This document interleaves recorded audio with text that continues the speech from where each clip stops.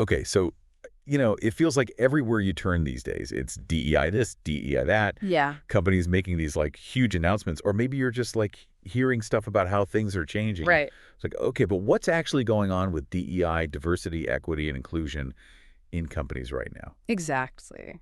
Well, that's what we're diving into today. It's a deep dive Deep dive. into the state of DEI initiatives, like why it all became such a big deal. Yeah. And then, we've got some recent news that kind of suggests things might be shifting a bit. Yeah, there's definitely been a lot of news, a lot of information coming out. It can be really hard to kind of sift through it all and figure out, like, what's the signal and what's the noise. Right, exactly. So think of this as us, like, doing the hard work for you. Yeah. We've got a whole bunch of sources. We've got a CNBC report that kind of hints at, like, potential slowdown in DEI efforts. Interesting. And we've got, like, a really great breakdown of what DEI actually is from the root. Awesome. We also have a webinar that we watched from French PC, and it was all about, like, the nuts and bolts of how you measure DEI. Oh, wow, the nitty-gritty. Yeah, yeah. And then we've got all these different viewpoints, people talking about policies and all the debates that are happening. I think it's really interesting to see those, like, different viewpoints clash. Exactly. So our mission here, we want to cut through all the noise, all the chatter. Absolutely. And we want to, like, pull out those crucial insights, maybe even some things that'll surprise you. Yeah, we'll see. So, we want to understand what's driving these changes. Like, is it just a trend? Is it, something more substantial? I think that's the million-dollar question. Yeah, exactly. Yeah. We want to know, like, what are people arguing about on all sides of this whole DEI conversation? Yeah, like, what are the pros? What are the cons? What are the different perspectives? Exactly. And how are companies actually trying to track their progress? How are they trying to hit those DEI goals they're setting? Right, because you see all these statements, but are they actually walking the walk? Totally, yeah. So we want to give you a much clearer picture of, like, this whole situation because it is complicated. This is a very nuanced topic. It's a very nuanced, ever-evolving situation. Absolutely. So let's start at, like, the very beginning, the foundation. Okay. What is DEI, actually? Yeah, good question. The root, thankfully, gives us a really clear and helpful starting point. Okay, so what do they say? So when we talk about diversity, we're talking about representation. Okay, representation. It's making sure that across all the different ways people identify themselves, race, gender, identity, sexual orientation, Okay. religion, even things like socioeconomic background, even political beliefs. Wow, that's a wide range. It's a big spectrum. It's like you see that variety in an organization. It's about who's there, who's present. Okay, so diversity is about who's in the room. Who's in the room, exactly. So then equity, a little bit more nuanced than just treating everyone the same, right? It's about fairness. Okay. So the root says that equity is about making sure everyone gets fair treatment and, like, an equal shot at succeeding. Okay. It acknowledges that not everyone starts at the same place. Right. That's true. People might need different levels of support or resources to hit the same goals. Right. So it's not just about everyone getting the same thing. It's about everyone getting what they need to be successful. Exactly. Think of it like this. If everyone's trying to get the same, like, apple off a tree, Okay, I like this analogy. some people might need a ladder, some people might not. Makes sense. Equity is about, like, providing the tools to support the ladder if you need it. I love that. So everyone can reach their full potential. Exactly. Okay, so what about inclusion? So inclusion, that's about the environment itself. How do people feel when they're in that space? Oh, okay. So it's about the feeling, the vibe. Exactly. So the root says, like, it's creating an environment where everyone feels comfortable. Okay. Welcomed, Mhm. respected, Yeah. valued. It's about belonging. Right. It is about belonging. It's like making sure everyone's voice is heard. That's so important. Yeah. Yeah. And that they truly feel like they belong there. It's not just about being in the room. It's about being able to contribute to the conversation. Exactly. Exactly. So to really illustrate why diversity matters, Yeah. the root gives this, like, powerful example. Okay, let's hear it. They talk about the Golden Globes.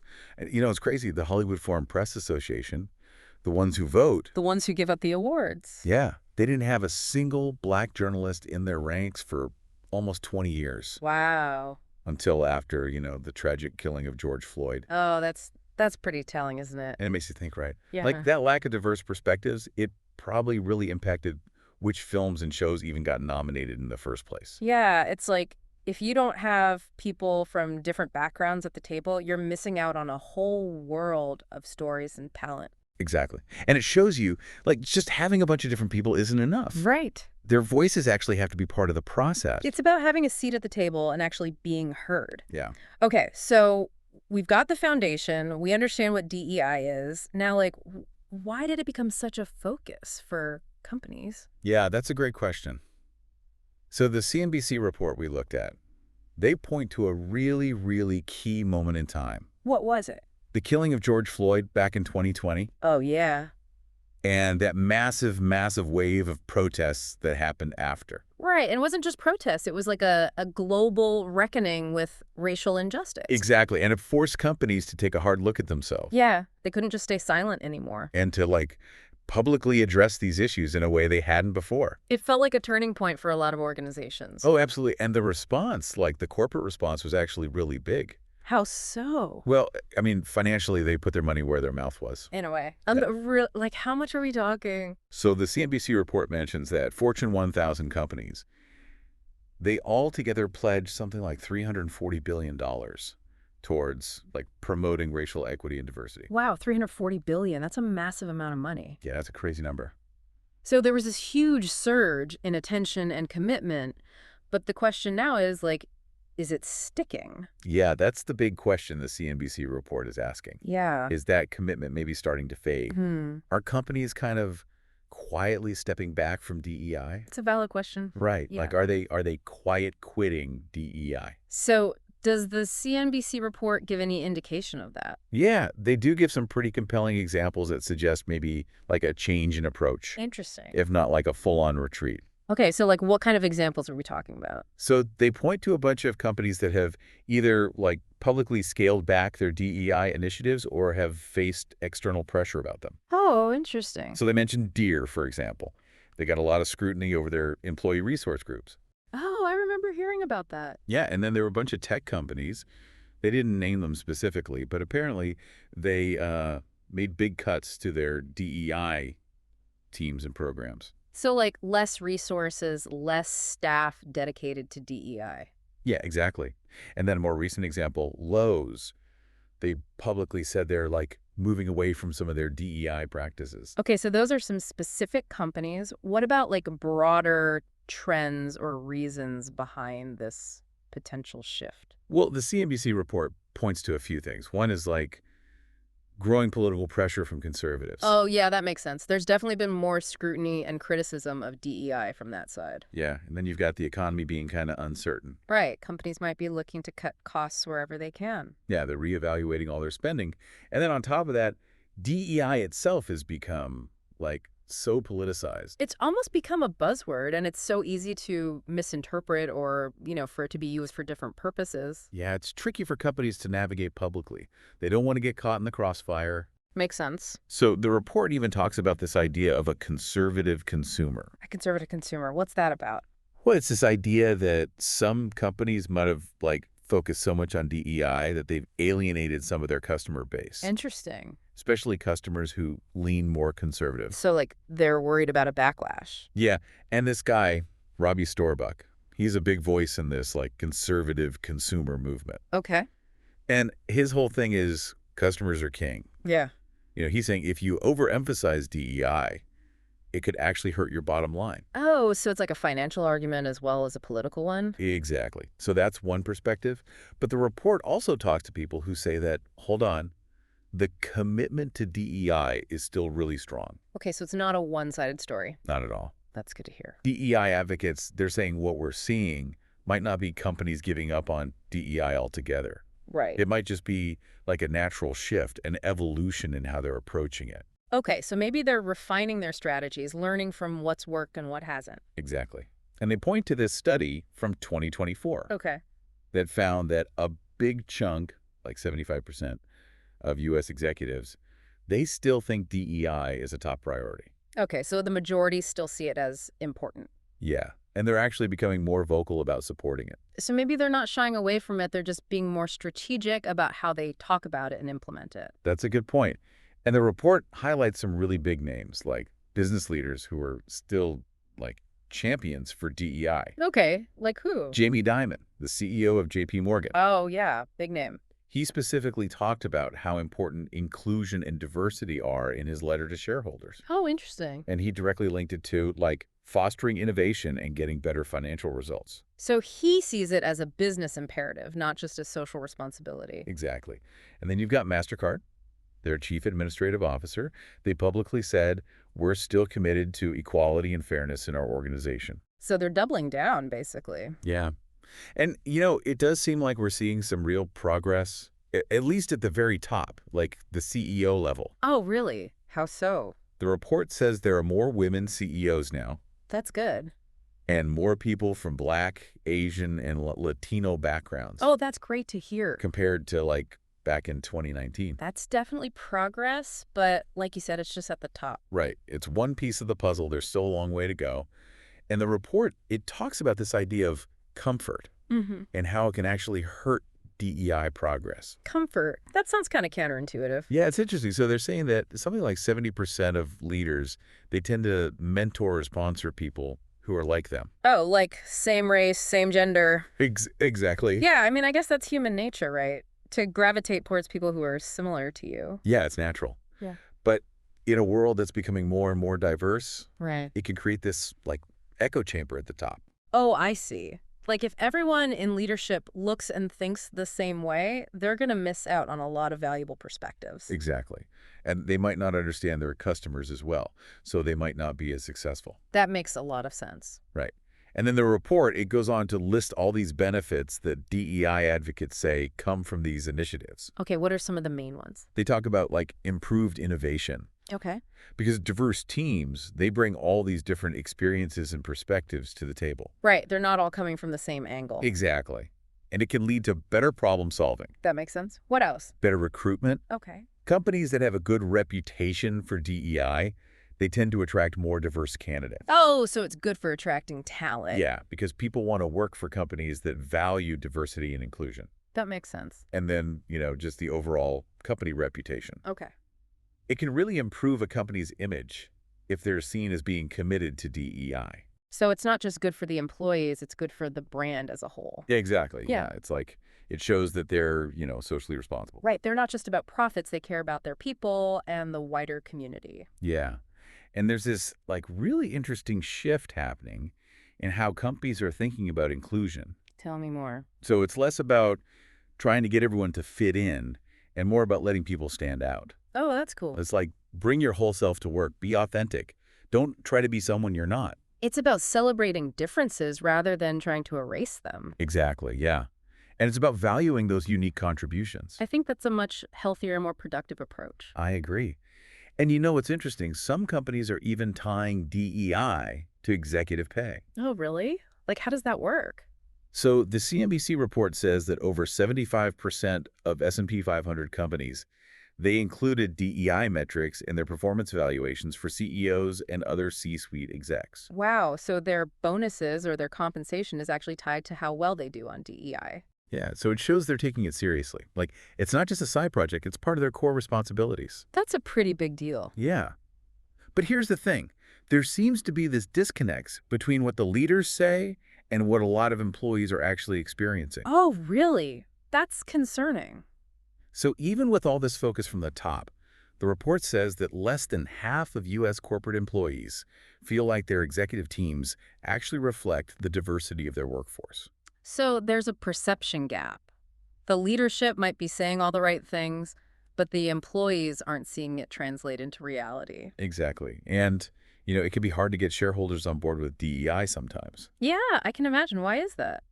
Well, because the financial returns, they're not always super obvious or easy to measure. So it's harder to make a clear business case for it. Yeah, and shareholders, they often prioritize, like, immediate measurable profits. Right. But the report does give some really compelling data. It shows that inclusive workplaces, they can really have a positive impact on a company's bottom line. Okay, good. What kind of data? So they say companies with more inclusive cultures are way more likely, like over 70% more likely, to see increased revenue from innovation. Oh, that's significant. Yeah, and from tapping into new markets. Makes sense. They also have higher team performance, better collaboration, Okay. and importantly, a lower rate of employee turnover. Oh, that's huge. Turnover is super expensive for companies. So even if some companies are, feeling pressure to adjust their DEI strategies, there's still a strong argument for the business value of it. Right. It's not just about doing the right thing. It's also about doing smart business. Exactly. So let's get into the practical side of things now. How do companies actually implement and measure DEI? Yeah, let's get into the nuts and bolts. We watched this super informative webinar from French PC, and it was all about that.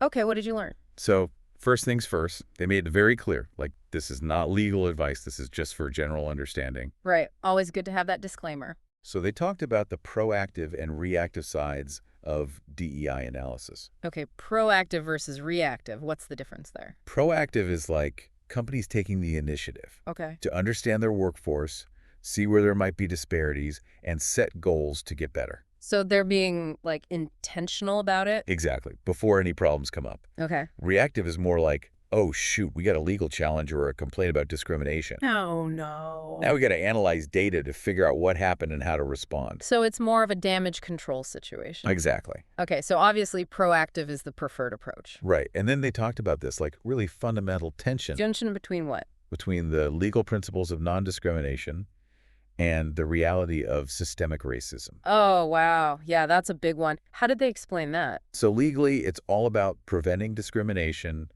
based on things like race, gender, those protected characteristics. But systemic racism, that's about recognizing that historical biases and how society is structured can create disparities. Right. Even when there's no intentional discrimination happening. Exactly. Yeah. Even if no one is purposely trying to be unfair. So the law focuses on individual actions, but systemic racism is about these larger patterns and structures that create inequalities. Exactly, yeah. So the webinar explained that the law, it mainly deals with two types of discrimination. Okay, what are they? Disparate treatment, that's intentional discrimination. Okay, so someone's deliberately treating someone differently because of their race or gender or whatever. Yeah. And then there's disparate impact. Okay. That's when you have a policy that seems neutral on the surface, Okay.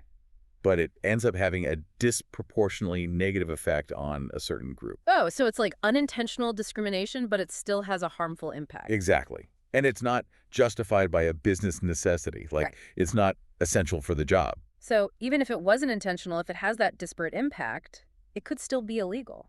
Right. But here's the thing. The law, it says you can't discriminate, Okay. but it doesn't necessarily say you have to actively create equity. Oh, interesting. So it's like a baseline, but it doesn't go beyond that. Exactly. And it doesn't always do a great job of addressing systemic racism. So that's where DEI initiatives come in. They're trying to go beyond just legal compliance. Yeah, they're trying to create real meaningful change. Which is important, but also legally tricky, it sounds like. Oh, yeah, for sure. And they even talked about this Supreme Court case, Ricci v. Stefano. Oh, I think I've heard of that one. What was it about? It was about firefighters in New Haven, Connecticut. Okay. And it basically said that before an employer can take any action based on race to avoid this disparate impact, they have to have really strong evidence. Evidence of what? Evidence that their current practice would actually lead to discrimination. Okay. And that there's no other way to do it that's less discriminatory. So they can't just make decisions based on race without a really good reason. Exactly. They have to prove that there's a real problem they're trying to fix. Okay, so that's a pretty high bar. Yeah, it's a high legal hurdle. So with all this legal stuff, is it even worth it for companies to collect and analyze DEI data? Yeah, that's a good question. I mean, there are definitely risks, right? Yeah, what kind of risks? Well, if you don't handle the data carefully, it could be used against you in a lawsuit. Oh, yeah. Or it could create, PR problems if it gets out. Right. It's sensitive information. But the webinar, they argued that the benefits outweigh the risks. Okay, what are the benefits? It helps you understand your workforce demographics, who's working for you. Okay. You can identify areas where there are disparities, Mm-hmm. and then you can set goals to improve. So it's about having data to back up your DEI efforts. Exactly. And they said, if you have legal counsel involved from the beginning, you can really minimize those risks. That's probably a good idea. Yeah. So they gave this framework for organizations to analyze their DEI efforts. Okay, what's the framework? So you start by asking 3 questions. Okay. Where are we now with diversity? Okay. How did we get here? What's led to our current situation? Okay. And where do we want to be in the future? So it's about understanding the past, the present, and the future of diversity in your organization. Exactly. And then you got to do a deep dive into all these different aspects of the organization, Like what? analyzing the applicant flow. Yeah. Who's applying for jobs, Okay. validating your hiring and promotion processes. To make sure they're fair, Yeah, to make sure they're job-related and fair. right? And looking for any signs of systemic barriers. So it's not just about individual bias, it's about looking at the systems and structures that might be creating disparities. Exactly. And they said it's important to look beyond just hiring. Oh, right. You got to look at retention, like who's staying at the company, Okay. and promotion, like who's moving up.